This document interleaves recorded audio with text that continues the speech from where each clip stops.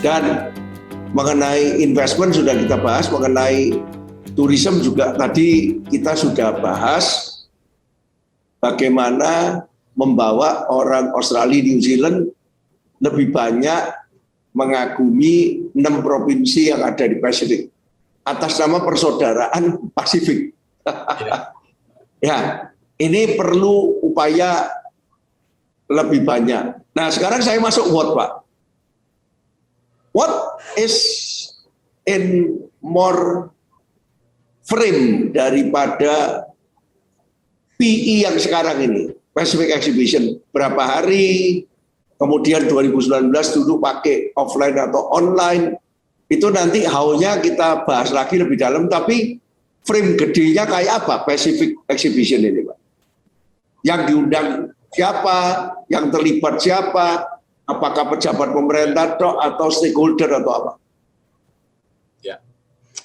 Ya Pak, jadi Pacific Exposition yang pertama itu diadakan secara fisikal karena waktu itu tidak ada pandemi, tidak ada batasan sama sekali dalam konteks international traveling. Kita adakan di Sky City Conference Hall, ya Conference Center di Auckland. Alhamdulillah, acara yang berlangsung selama 3 hari pada bulan Juli tersebut dikunjungi oleh kurang lebih 5.000 orang, berhasil mendatangkan lebih dari 600 dignitaries dari kawasan Pasifik termasuk dari Indonesia, dan yang lebih penting lagi berhasil mencetak transaksi dan potensi perdagangan sebesar 105 juta New Zealand dollars atau equivalent to 70 juta US dollar atau hampir 1 triliun rupiah. Untuk suatu yang belum pernah dilaksanakan sebelumnya, terlebih ini dilaksanakan oleh satu negara yang selama ini dipersepsikan bukan bagian aktif dari Pasifik. Pacific Expo yang pertama itu bisa kita sebut adalah satu sukses yang besar. Nah, berangkat dari kesuksesan itu, negara-negara di Pasifik ini kemudian menginginkan agar Indonesia terus mengadakan acara serupa. Nah, sedari awal kita sudah memang mengumumkan bahwa acara ini tidak bisa setiap tahun karena berbagai kendala. Misalnya, kita perlu waktu 2 tahun untuk memfollow up berbagai komitmen dan janji-janji bisnis yang terjadi pada Expo yang pertama. Sehingga sangat ideal apabila kita laksanakan setiap 2 tahun sekali. Nah, tahun ini, sebagaimana yang dijelaskan oleh Pak Hermawan di depan acara tadi, rencananya memang kita akan laksanakan secara fisikal atau in person di Christchurch.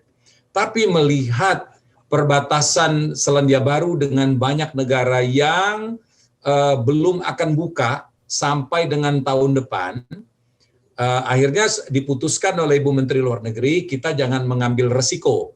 Oleh karenanya, Pacific Exposition yang kedua ini akan dilaksanakan full virtual dengan command center-nya di Wellington, Selandia Baru. Nah, acara ini akan berlangsung dari tanggal 27 sampai dengan tanggal 30 Oktober. Kita harapkan seperti 2 tahun yang lalu, seluruh negara di Pasifik akan ikut serta. Kalau semuanya ikut, itu akan ada 20 negara di kawasan Pasifik yang akan tampil sebagai eksibitor. Karena ini dilaksanakan secara virtual, maka tidak tertutup kemungkinan, Pak Hermawan, pesertanya ini dari seluruh dunia. Jadi yang pameran adalah Pasifik, tapi visitornya dari seluruh dunia. Jadi kami melihat bahwa di atas kertas, Pacific Exposition yang kedua ini, theoretically, itu akan jauh lebih besar omset yang dihasilkan dibandingkan yang pertama. Karena yang pertama itu terbatas sekali. Yang kedua ini karena pasar kita dunia, mestinya omset atau transaksi akan kita hasilkan jauh melampaui Pacific Exposition yang pertama.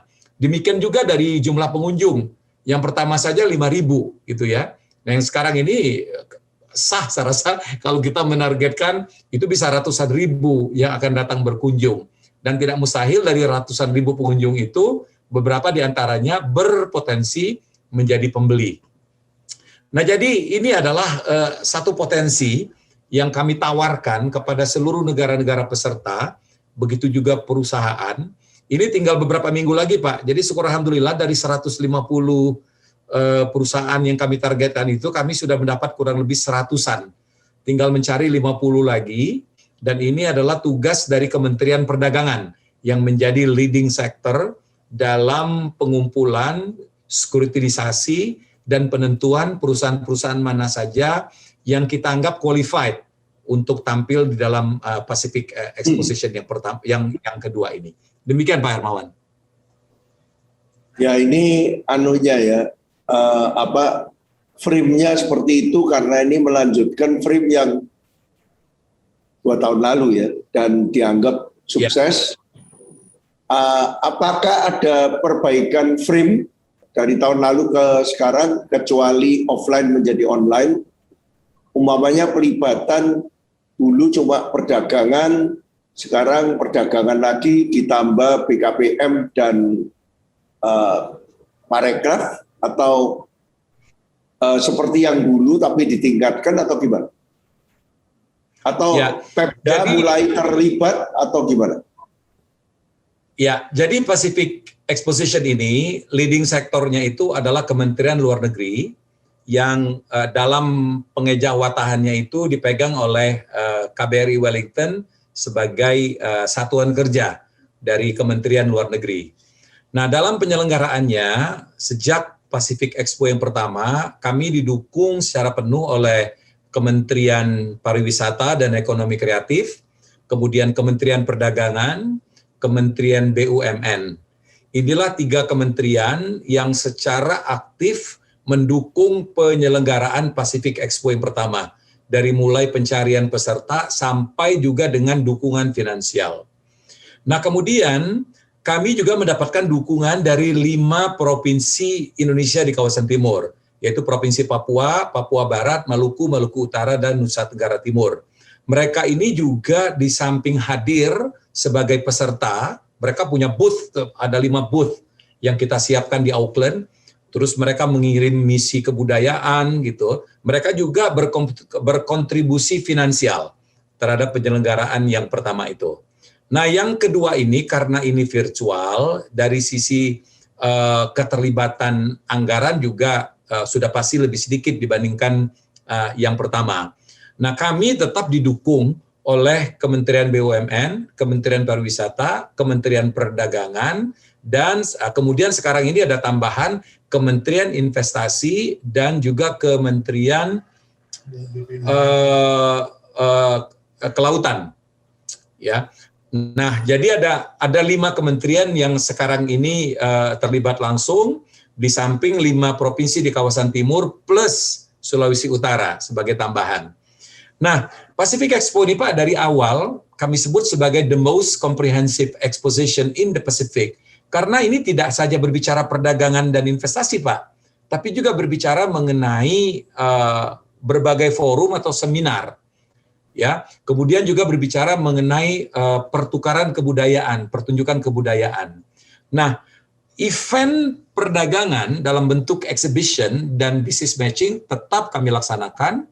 Kemudian forum atau seminar tetap kami laksanakan, tapi forum kebudayaannya tidak kami laksanakan karena kita tidak bisa mendatangkan para penari, para penyanyi seperti yang bisa kami lakukan 2 tahun yang lalu. Jadi in short, Pak Hermawan, Pacific Exposition ini isinya itu adalah 3, Pak. Pertama adalah pameran perdagangan, pariwisata, dan investasi. Yang kedua, business matching, this is where the transaction comes from. Dan yang ketiga adalah seminar, yang kita sebut forum. Ketika dilaksanakan 2 tahun yang lalu, seminarnya itu ada 3 Pak, seminar perdagangan dan investasi, seminar pariwisata, dan seminar kebudayaan.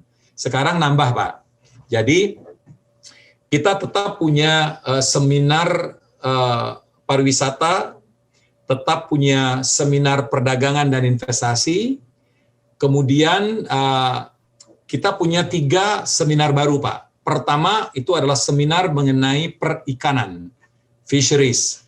Mengapa kami adakan ini? Karena selain pariwisata, negara-negara kepulauan itu menggantungkan perekonomiannya kepada sektor perikanan.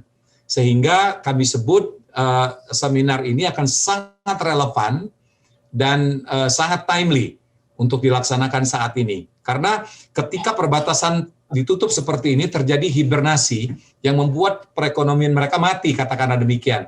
Nah, sekarang harus kita tawarkan ada opsi lain ini untuk menghidupi negara Anda, yaitu sektor perikanan. Perikanannya bagaimana? Perikanan yang sustainable, artinya fishery yang tidak merusak lingkungan. Nah, inilah isi dari seminar itu. Seminar kedua, Pak, yang sangat relevan juga adalah seminar tentang kesehatan. Ada dua isu besar yang akan dibahas dalam seminar ini. Pertama adalah mengenai distribusi vaksin untuk kawasan Pasifik yang nanti akan bersumber dari Australia, Selandia Baru, dan Indonesia. Memang Pasifik ini COVID-free bisa disebut, tapi jangan lupa ketika perbatasan mereka dibuka untuk kepentingan pariwisata dan kepentingan ekonomi lainnya, ancaman virus COVID-19 itu tinggi sekali. Itu yang terjadi di Fiji sekarang. Fiji itu COVID-free untuk beberapa bulan. Tapi ketika perbatasannya dibuka untuk menampung diaspora serta orang-orang Fiji yang kembali ke negerinya, disitulah mulai merebak dan sekarang ini parah. COVID di Fiji itu parah sekali. Nah, ini akan kejadian di negara-negara Pasifik lainnya. Oleh karena itu, kita sudah membahas mengenai distribusi vaksin COVID-19 untuk kawasan Pasifik. Nah, yang keempat, Pak, yang kelima, ada seminar namanya Pacific Talk. Pacific Talk ini adalah seminar yang akan membahas mengenai isu-isu aktual, relevan, dan kontekstual yang terjadi di Pasifik. Jadi ini bukan hanya kita berbicara mengenai perdagangan, investasi, dan pariwisata, kita juga di sini bisa membahas mengenai isu lingkungan misalnya, atau climate change yang merupakan ancaman paling menakutkan bagi negara-negara kepulauan tersebut. Nah, jadi Pacific Exposition ini memang sangat komprehensif, Pak. Bagi mereka yang tidak mau terlibat dalam kegiatan perdagangan, jual beli gitu, mereka masih bisa ikut terlibat dalam berbagai seminar yang kami tawarkan. Dan semuanya itu free for public.